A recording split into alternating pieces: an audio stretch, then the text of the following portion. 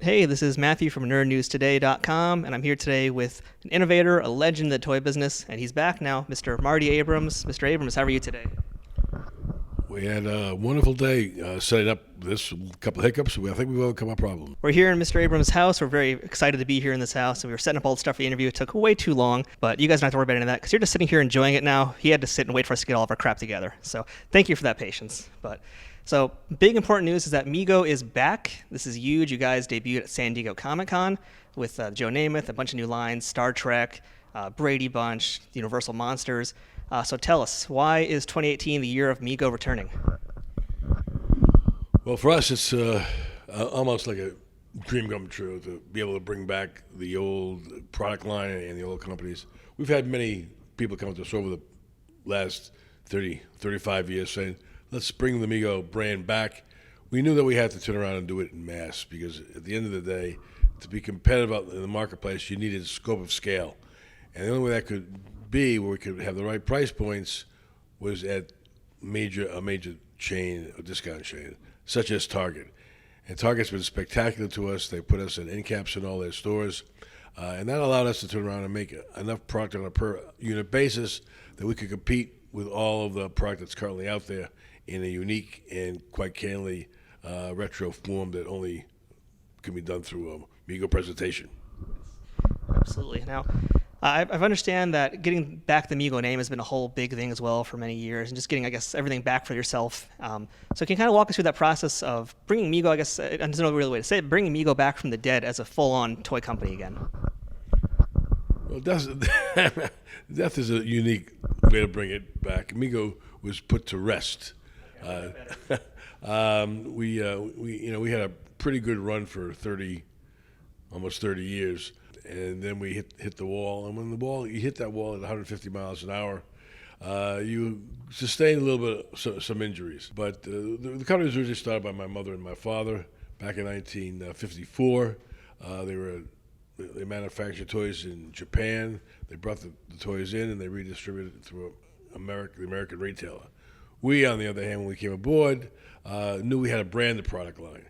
And so therefore, by branding it, we had to turn around and make and establish a product line that would sustain the test of time. For us, the fastest and quickest way to do that was through licensing. When we first started to do the licensing, I mean, you have to understand that no one was doing it. Pretty much so. I mean, the only male action character that was on the marketplace when we were doing it that was a standard brand in the country was G.I. Joe. And that was a single item where the boys could turn around and buy the G.I. Joe character, and they could buy a range of costumes, whether it be Marines, Army, Air Force, Navy, Frogman, across the board, and they could dress and undress the costumes in terms of that play pattern. That really wasn't a male play pattern. Male play pattern is you put one toy in your left hand, you put one toy in your right hand, and bang, you smack them together. In some of the cases I've heard is some of the wild stuff the kids used to do is used to put firecrackers under their armpits and blow them up. But having said that, that was the play pattern. And so when we acquired the DC license, we acquired hundreds of characters. On top of that, then we acquired the Marvel license. So we had hundreds of more characters. So that allowed us to get in and bring back lots and lots of different characters. Well, then from there, of course, everybody knows that we went to Star Trek as well as Planet of the Apes, and a range of other characters, Fonzie, Chips, Dukes of Hazzard, Starsky and Hutch. That meant one thing. If you were a Mego fan, you were buying them all. If you were buying them all, you became a collector. And that really, as we looked at it, was the foundation of the collector's toy business. Because before us, it was a single item, not to be thrown into as a collection place. With us, it became a whole total collector play. This is something I've always been curious about. You mentioned the licensing and everything. You guys had Marvel and DC simultaneously, which I feel like is kind of unheard of these days unless you're somebody like Funko. What was it like working with Marvel and DC at the same time? Like, did they ever get competitive with each other in what you were doing, and did they have any control over what you were producing? Well, certainly they own the license, they own the trademarks, and they own the brands, so they certainly had control. But at that time, other than really Disney, who had a full-blown toy licensing department, The Marvels as well as the Warners, which it wasn't even Warners at that time, it was DC Comics. They had people who would come to them with ideas. They didn't have a standard licensing department until we came aboard. And so when we first got the DC license first because we acquired the Batman license as our first brand. And I mean, literally within a 30-day period, we knew we had to have Marvel as well because of Spider-Man. So we went up and we got that brand as well. It was really easy for us to acquire because no one else even wanted it. It's just, so well, you say it was crazy, but the reality is they didn't know any better. I mean, it wasn't like, oh, by the way, everybody's bidding on it like they are today. A new television show gets out, becomes hot. A new video game like Fortnite becomes hot. I know, obviously, Star Wars comes out and explodes the marketplace. They didn't exist at the time. And even if it existed at the time, it wasn't being transferred over to 3-dimension. It was totally 2-dimension. It was in comic books, it was in publishing, it was in posters, but it really wasn't in action figures until we made our first leap to acquire all the properties. Now, speaking of the properties, there is actually one I'm pretty curious about myself, being a Doctor Who fan. I'd read that you guys actually did a Doctor Who line that I believe was exclusive to the UK back in, I guess, the 70s as well. So I'm kind of curious, how come those were never brought to the US? And what was it like working with the BBC back then? I know today my understanding is that they're pretty tight and controlling about their properties, but what was it when you guys did Doctor Who? Well, we did Doctor Who through a British toy company. We didn't do it. We didn't acquire the license. We didn't deal with the BBC. And Doctor Who, as I'm sure you're well aware, was specifically an English property. At that time, and it never came to the U.S. until many, many, many years later. So that was post when we were currently in the business process. The people who were doing Doctor Who, their idea to do a Doctor Who was they were my distributors for my superheroes in the UK. It was a company called Palatoy. And they turned around and at that time they went out and said, well, we can do it with the American culture. We should be able to do it with our own pop culture. And then that's how that was their genesis and their idea then to acquire Doctor Who. Okay. So on that note, too, with the licenses you guys acquired in those days, you had a lot of TV sitcoms, like as you mentioned, Happy Days, Chip, Starsky and Hutch. Was there a big demand for that type of stuff? Again, I'm from a different generation, so to me, this is, I don't really know much about that era, but was there like a real demand for toys of those properties? And how did you choose which properties to do? Well, clearly there was a demand, otherwise we wouldn't have done them. I mean, that's a fact. Understand, back in those days, you had 3 networks. You had ABC, NBC, CBS. Fox didn't even exist in that period of time. There were some local television stations, but that was what we call in the syndication market. So when a show got very hot on network television, we anticipated that. And the reason everybody went to us is because we created the standard 8-inch action figure. So all we had to do, for example, to come out and do a new property, was just change the head and new costumes. So we could turn a property in between 60 and 90 days to take advantage of the timing of what was going on. Everybody else would go out and they would actually do tooling. That tooling could take 6 to 8 months to do. And by the time they did the packaging and pulled it all together, they were a year behind in the marketplace. We could turn around and do it because of our standard play and how we were working in 60 days. And that's why we acquired most of the hot properties at that time. So now here we are, 2018. You guys have a lot of other sitcoms now with the revival of Mego. You guys have now Cheers figures. We got Brady Bunch, I Dream of Jeannie. So how did you end up choosing what to do for this current run? Well, when you walked in here before, and your associate is wearing a Bob Ross T-shirt. And so one of our thoughts was to bring back some of the real nostalgia pieces. And in that period of time with the Cheers and the I Dream of Jeannie, these are the real nostalgia pieces that we thought we could turn around and embellish our current brand. Some of the brands, as you can see, we're not able to get. They're owned by other companies, and they're locked down, especially in the action figure market. So we knew we needed more brands and more nostalgia. So for us to open up that branding, that's how we went out and chose it. We went a step further. We went a step further to doing stuff like Bela Lugosi as Dracula, which by the way is one of the top 2 or 3 sellers that we have. We then went out. We then went out and got Jimi Hendrix, which is I don't want to be a bad pun, but it's really rocking. We now know what the good ones are, what the fans want, what the collectors want, and what the kids want to play with, more so than we did before, because we've tried them all, and our sense is now we know where we're going to follow and what road to follow down to acquire the best properties for the future for the company. That's right. And you guys can find all the Mego figures at Targets right now. So my question to follow up with that is the way these lines seem to be rolling out, it's kind of like you have one figure from each property coming across different waves. So what's the idea, what's the strategy behind that kind of a rollout plan? That strategy we created with Target was to establish a collectability. So because we're not coming out with huge amount of quantities of each individual character, they turn around and we salted in one character in each wave, so they know that more characters are coming. So if you liked Alice from the Brady Bunch, then you're going to want the rest of the characters as we come across the different waves. So it's an anticipation, it's a build, it's an idea that we want to do the collectability in all the different products. Okay. Now I have a question now, so this is kind of outside of the Mego figure world, but something I'm curious about. So I understand you're the man behind the Nintendo Power Glove, and I got to hear more about that story and just kind of fill us in. Power Glove, Marty Abrams, Mego, how? Explain, please. I don't know how to really put it. Well, that was in my second life. In terms of that was after Mego, and a quick heads up on that. We started then a company called AGE Entertainment, Abrams Gentilly Entertainment. That company was literally built started from the middle '80s right through 2005. We literally were working very closely with Hasbro, and we had developed in 1989. We had developed an idea to create a virtual reality head-mounted display video gaming system where you could literally get in, put on a head-mounted display, put your head in that cap, develop these great games and ride through space. We needed something to be able to manipulate objects in 3D space besides a joystick, because that's not a natural play.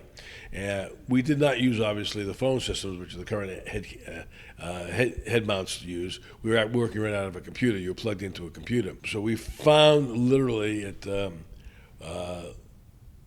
MIT design clinic a patent that they can turn around and put on a glove that they can manipulate objects in 3D space, literally X, Y, and Z axis, pitch, roll, and yaw. So you can go in, you can go out. You can actually pick up objects in 3D space. Feel it. It was a cold glass of water. You can feel the cold. You can feel it. You can vibrations when you hit a golf ball. All the above. It was pretty super cool. They licensed it to a company in California that was using fiber optics to do the calibrations. We couldn't obviously do fiber optics. We had to do it with ultrasonics. But having said that, we licensed that technology from them, and we had developed this entire system. And we were about to go in marketplace with Hasbro, and at that time, the commitment it just grew and grew and grew. It just became unruly in terms of to go out and do it. And so we just pulled a glove out of it to work with the Nintendo system. So we licensed Nintendo. We sold it to Mattel. And Mattel did the distribution. So did you yourself ever actually try on the Power Glove and use it, or any of your kids try it on and give it a shot? Well, of course I've tried it on. I've used it. Ergonomically, we all had to get involved to make sure it worked cleanly. The original glove was pretty coolly designed for that time. We're talking 30 years ago, maybe 35 years ago. Cool. And it still looks cool. We could do a huge amount of things with it. The one thing we did realize that we had to lighten it up. It was a little bit too heavy. But other than that, it was a pretty exciting product. It is way ahead of its time. Yeah, it's like here we are now, and like maybe now we're just finally getting used to motion controls and actually having these things function well in games. So kudos for you guys for looking so far ahead in that. And since you guys did technology toys, and I guess we can say analog toys versus tech toys, how would you say that technology has impacted the toy industry from when your family first got started to where we are today? How's it impacted our lives. It's the same exact way. Everything is better. It's crystal clear. We also did a product called 2XL. I don't know if you remember 2XL. It was an 8-track digital, an 8-track tape robot, and you could ask the questions and it would give you answers. Now that's 8-track. Now just think of where the technology's come in terms of audio. Look how we were playing with this mic back and forth over the last 30, 35 years. So the impact has been massive. It's been extraordinary, and quite candidly, the kids just it's all become natural use to them. In terms, they wake up in the morning with their phone and their iPad and their computer, and they go to sleep at night with it. And then, furthermore, they're taught it in school. So the impact is overwhelming. Do you here in 2018 have any interest in Mego going in that direction of having like apps, app play, or anything like that? Not at the moment, and the reason for that is we're just a tiny little company fighting in a marketplace for what we call shelf space. How then do we get shelf space? The easiest way for us to get shelf space is with the right brands and the right characters. We can then automatically get that space by the acceptance of the retailer. When you start stepping outside of that, then you really have to turn around and have a whole lot of marketing around the individual product, whether it be apps, whether it be electronics, whether it be digital, to make the country aware of what effectively you're doing. Everybody knows who Batman is and who Superman is. We don't have to teach that process. Once you start going to an area where you're outside the mainstream, you want to be innovative and new, like we would want to be coming in. We don't want to follow other people. Then that takes a huge amount of money to do, and we're not ready to do that. We haven't got the distribution. We haven't got the marketing strength to do it, but we have the ability to get the licenses to get the right brands. And next year, 19, they're extraordinary. So, Marty, I heard back in the day when you guys did Toy Fair, you guys did like crazy Toy Fair parties. And I'd like to hear about some of those things. I know you've probably met all sorts of celebrities that you've done these toys with too, like Muhammad Ali. I don't know if you've ever done anything with like Shatner or the Star Trek folks. But can you tell us any stories about the Toy Fair parties I've heard about? Well, interesting enough, we were a little company trying to make a big splash in an industry that was pretty much mature at that time in terms of major companies controlling a major portion of the business. So when a new company wanted to come in, they had to turn around and get the attention not only of the consumer but as well as the retail buyer. And in those days, you got today 10, 12 giant retailers that control the business. In those days, it was much more fractured. It was 60, 80, 100 companies. Getting all of that attention was at best difficult, at worst impossible. So when we first introduced our very first introduction with a brand we called Action Jackson, it was our first foray into the what we call the TV marketing side. We had a big party at the Friars Club with Milton Berle, and Milton Berle was Mr. Television. And no matter what, where, and how, and why at that time, we wanted to make a presentation to it was for the retailers to come. We knew if we had a celebrity like him, and he was there, everybody would show up just to see him, meet and greet Milton Berle, and that's exactly what happens. It was our very, very first venture. Having said that, and having the success of that with all the retailers, when we introduced Sonny and Cher to the toy industry, that became a different story. This wasn't a Friars Club presentation. This was the grand ballroom of the Waldorf Astoria. And we had Sonny and Cher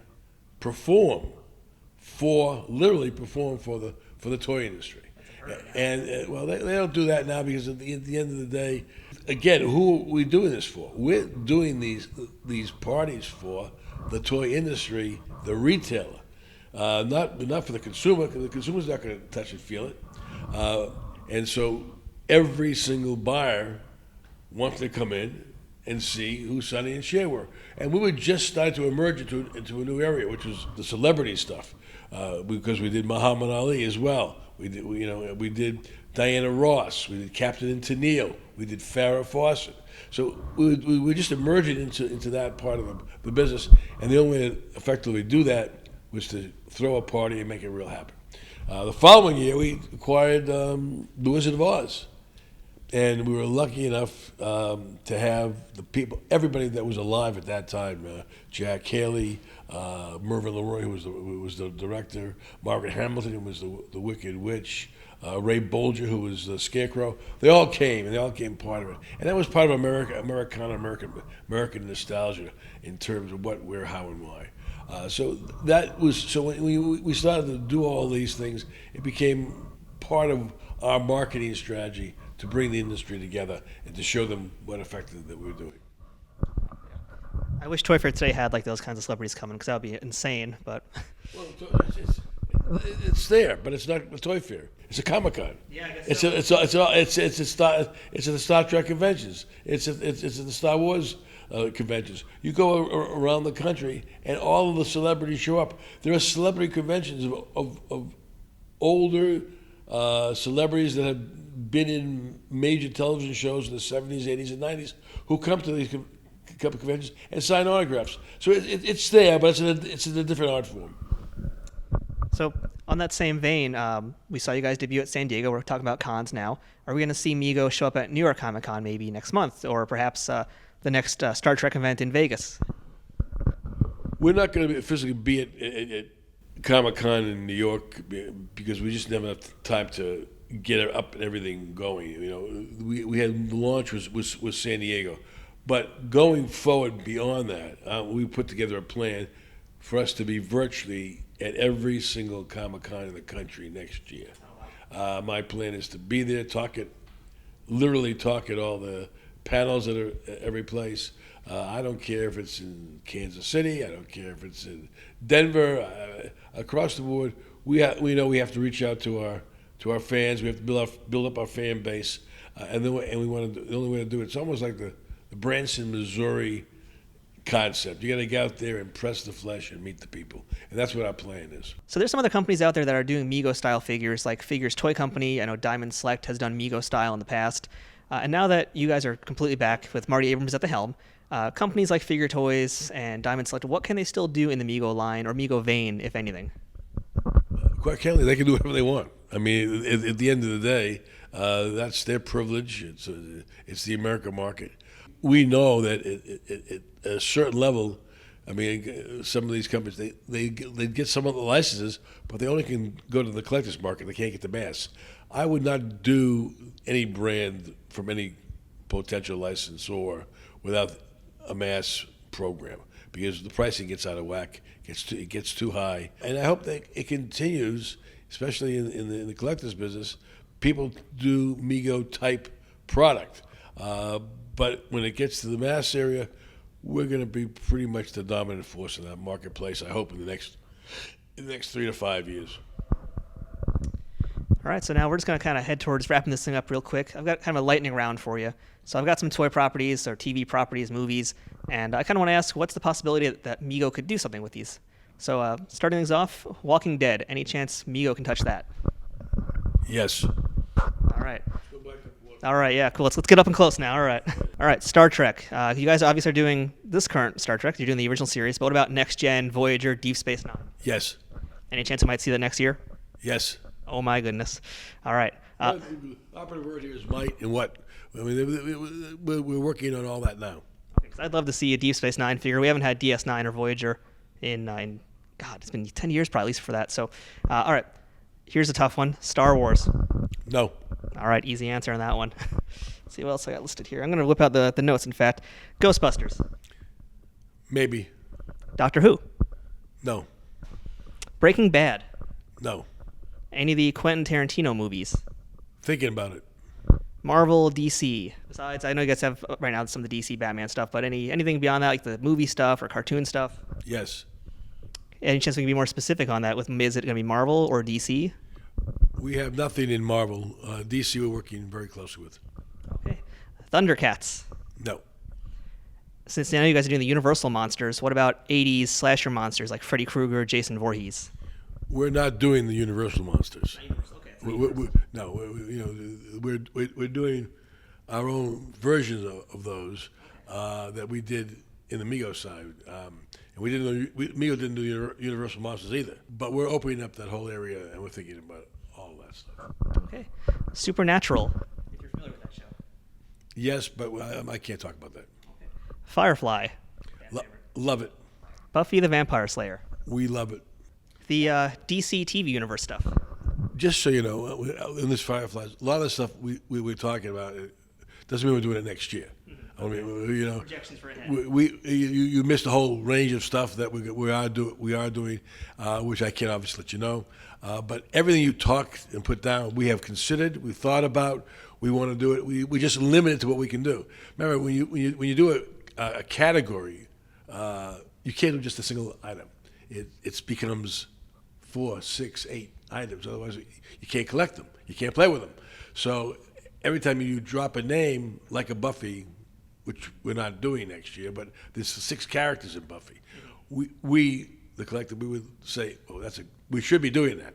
All right, and there's no question that we should be. But when we can do it and how we can maximize and all these things. So we're doing about 60 new characters. Yeah, it's a big line. And we just did 60. So it's 120. Now, 120 characters that are all uniquely different for a company that's our size. We're a tiny little company. We have very few people. What we pulled off in the last 9 months is magical. That we shipped the goods on time. That we didn't make more mistakes than we made. And we've made mistakes. Now, if we were just going to the kids market, we would be beaten up. But going to the collectors market, they're happy we made these mistakes because they find the mistakes and the product becomes that much more worth that much more. All right, now last one, big one for you. What would be the line that you would most want to do in the future if you had the ability to do it?